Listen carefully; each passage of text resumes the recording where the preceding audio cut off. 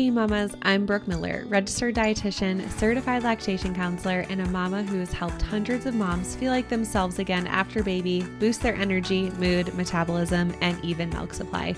Inside of the Postpartum Shift podcast, you'll learn how to take care of your health so that you can show up best for the ones you care about most. Each week, we'll tackle topics like nutrition, exercise, breastfeeding, mental health, and so much more. Plus, you'll get access to guest experts who will share ways to make your pregnancy and postpartum experience easier. Whether you're approaching the postpartum period or you're right in the thick of it, you're in the right place. Let's dive into today's topic. Hey, and welcome back to the podcast. Today, I am covering all things being gluten-free. So, if you don't know already, I have celiac disease and I was diagnosed with it, when I was 21, so 15 years ago. And fun fact, I guess not so fun fact, yesterday I was at the hospital with my 6-year-old to confirm that he also has celiac. So he had his upper endoscopy yesterday and his small intestine, his stomach, just super inflamed. Basically what celiac disease is, it's an autoimmune disease and your body attacks itself when you eat gluten.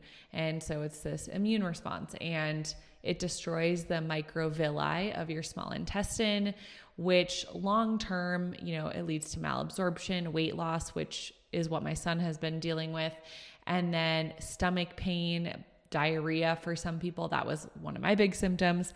And it's just really uncomfortable and it can lead to complications down the line. If it gets undiagnosed for a really long time, it can lead to cancer. So it is one of those things that because it's an autoimmune disease, you want to make sure if you do have it, that you're going through all the right testing.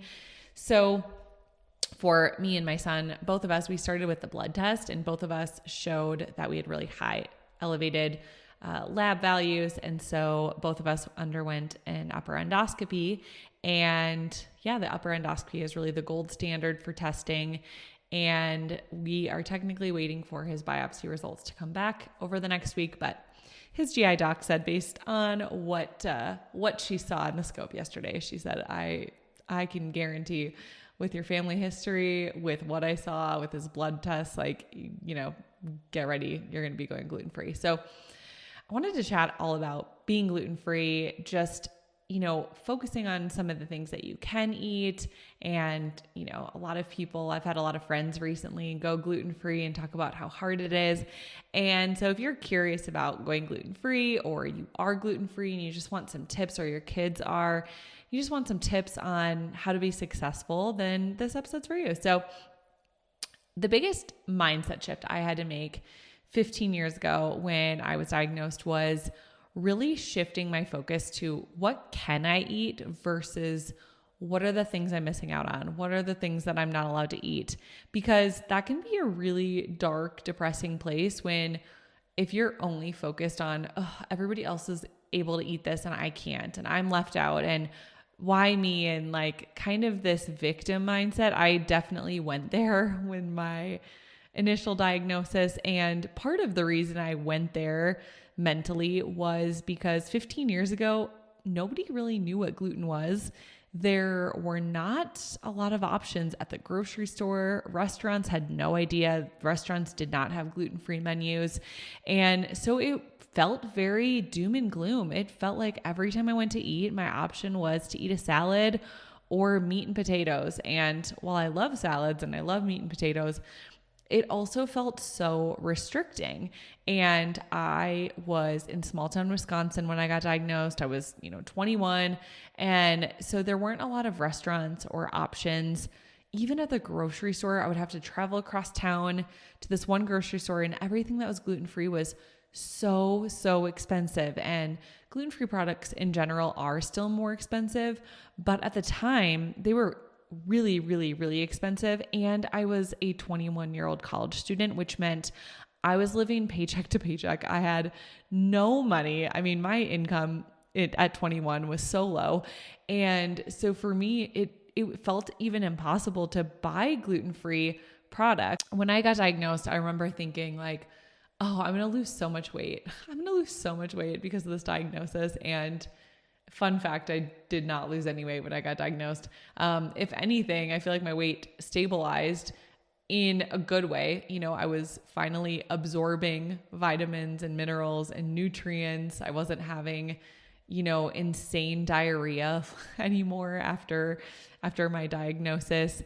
And for me, I kind of replaced a lot of the gluten-free products or the gluten products with gluten-free. So I was buying gluten-free bread and eating gluten-free bread instead of regular bread. And I was buying gluten-free noodles instead of regular noodles. And so I really just kind of kept eating the same things, but just replacing my favorite products with gluten-free products. And I think there's this misconception that if you buy gluten-free pasta or gluten-free bread, it's so much healthier than regular bread. And that's not necessarily true. And in a lot of ways, gluten-free products could potentially be, lower in fiber and higher in sugar and actually not healthier. So that is one thing. If you think, if you don't have any symptoms and you're like, I'm just going to go gluten-free in hopes that I'm going to lose all this weight. If you're simply just replacing your bread with gluten-free bread and your pasta with gluten-free pasta, and you're not really doing anything different, you're probably not going to see much changes with your weight. If you've been wanting to reach your healthiest weight and feel like yourself again postpartum without having to sacrifice your favorite foods or your milk supply, I've got a free workshop just for you. Inside of this free workshop, you'll discover how to boost energy, mood, metabolism, and even protect your milk supply. You'll learn common mistakes that moms make that actually cause exhaustion, mood swings, low milk supply, and weight loss resistance to become worse, things that moms don't even realize. And you'll learn the proven 3-step method to heal your hormones and metabolism after baby so you can go from surviving to thriving postpartum. Plus, as a free gift, you'll get my postpartum snack guide when you come hang out with us. All you have to do is click the link in the show notes to save your seat today. Spots are limited. See you there. But if you have a celiac diagnosis, if you have been diagnosed with gluten intolerance, if every time you eat gluten, you are super ill, super bloated, having diarrhea, then definitely test removing it from your diet and see how your body does. So everybody's very unique. If you have, type 1 diabetes or Hashimoto's, anything like that, you definitely want to get tested for celiac disease because all of these autoimmune diseases can go hand in hand. And so when you have one autoimmune disease, you're more likely to have another. So that is something else to kind of keep in mind with this. But again, when you can focus on what are the things I can eat, it just really shifts everything. It feels so much easier. The other thing is focusing on foods that are just naturally gluten-free. So for my son, I'm like, in some ways this isn't going to be horrible because my son's favorite foods, if he were only able to eat 10 foods for the rest of his life, it would be yogurt, it would be bananas, berries, oatmeal with peanut butter, and granola bars. And those are his favorite food. And, all of those things are gluten-free. We can get all of those things gluten-free. And so, for him, honestly, his favorite foods are not going to be taken away. And so I know that won't be a huge deal for him. And then, he loves chicken nuggets, but there's gluten-free chicken nuggets now. There's a million different kinds of gluten-free chicken nuggets on the market now. And so I do think if you are diagnosed now or you're gluten-free now or your kids are, it's so much easier now than it was, 15 years ago. There are so many options at the grocery store. There are more affordable, I won't say cheap, but more affordable options than there were 15 years ago.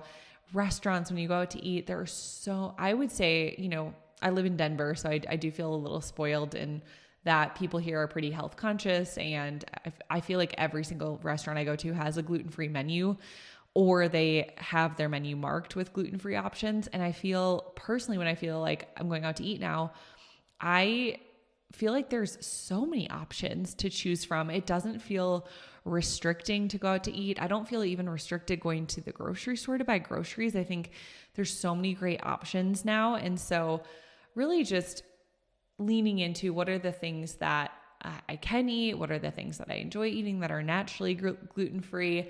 And that is something that just really helped me on the journey. Now, when it comes to eating out, like I said, most restaurants now have a gluten-free menu. You can look at the menu in advance. You can, right when you get out to eat, you can ask the waiter and say, hey, I have celiac disease, or, I'm gluten-free. What options do you have? Most restaurants are pretty accommodating, and even fast food places are pretty accommodating. Like, for instance, Chick-fil-A, they have a gluten-free bun. So if you want a grilled chicken sandwich, you can do that. Or if you go to Culver's and you want a burger, they have gluten-free buns for their burgers. So even fast food places, Jimmy John's is one of my favorites, and they have just an unwich. It's literally a lettuce wrapped sandwich. But it's so good. So, and then Chipotle, Qdoba, you can just do a burrito bowl. So there's so many really good options even for eating out and fast food. And then if you are traveling, so if you're flying somewhere, if you're doing a road trip, then my biggest recommendation is just to pack some of your gluten-free snacks, some of your favorite gluten-free snacks.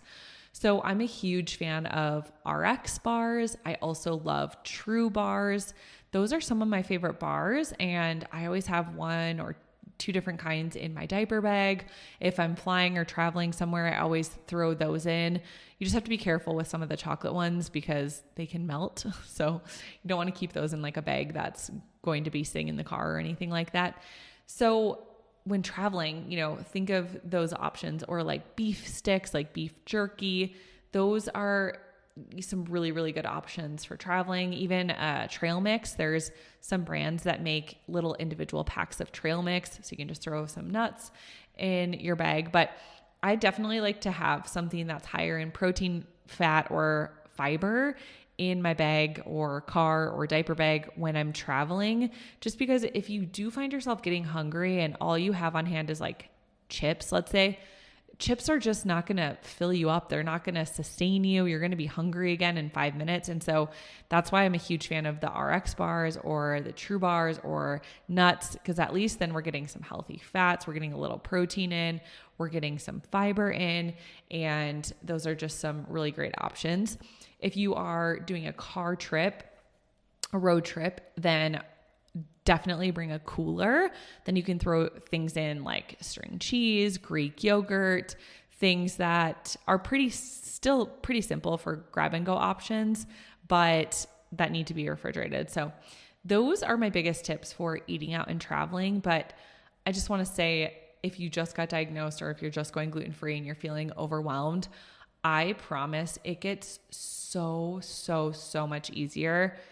I rarely even think about the fact that I have celiac disease anymore. I just feel like it's such a normal part of my life now, and I don't feel like that sadness or like I'm missing out on things anymore. I really truly feel like the diagnosis in and of itself is so easy. And part of why it was easy for me to even shift and going gluten-free was, before I was diagnosed, I was having intense bloating, painful bloating, like so bad I would lay on the couch and cry, diarrhea, the steatorrhea, which is basically like oily, it looks like oily things in your poop. It's kind of gross, but I was having such bad symptoms and side effects. And so when I went gluten-free after my diagnosis, like that first 6 months, I was like, oh my gosh, all of a sudden I can eat again and I'm not running to the bathroom. I can eat again and I'm not feeling intense pain. And so for me, it was so easy to just stick with it long term. And of course, knowing like, okay, if you start eating this, you're going to set yourself up for stomach cancer or intestinal cancer. Like that's obviously pretty motivating as well too. But just if you're feeling overwhelmed with a new diagnosis or with going gluten-free, just know that it does get so much easier. If you can just get through that first month or two, it gets easier. And, my whole house is not gluten-free. My son, my daughter, my husband, my other son who does not have celiac yet, they still eat gluten and they're not going to go gluten-free. We're not going to have our entire house go gluten-free.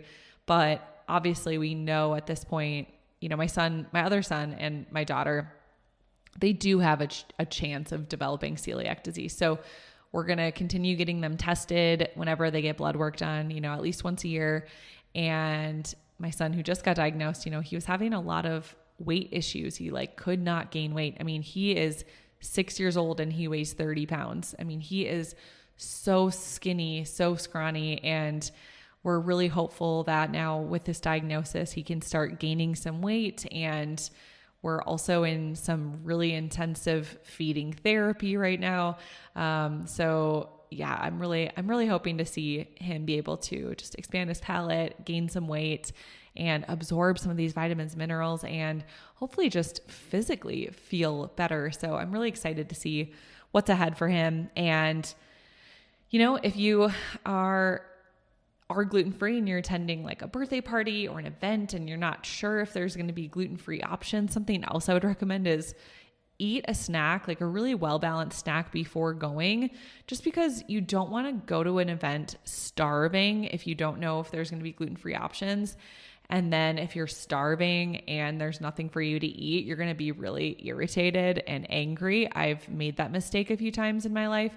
And so now if I am not sure what they're going to have or if there's gluten-free options, I just plan to eat something in advance so that I'm not starving, so that if I get there and there are no options, I'm like, hey, not a big deal. I'll just pick something up on the way home, or I'll eat when I get home because I'm not starving. So that would be my other piece of advice. So if you have any questions, send me a DM on Instagram. I know some of you commented my story yesterday and said, oh, my kiddo is gluten-free, or I'm gluten-free, or one mom said that her kid is gluten-free and has celiac, and then her husband just got diagnosed with celiac. So I'm like, dang, you guys have a full house of celiac. So yeah, it is one of those things where I'm like, at the end of the day, there are much worse diagnoses we could have and much worse things to be dealing with, but it's definitely, it's got its fair share of annoyances. So if you are also gluten-free and having some moments, I feel you, and I'm sending you so much love.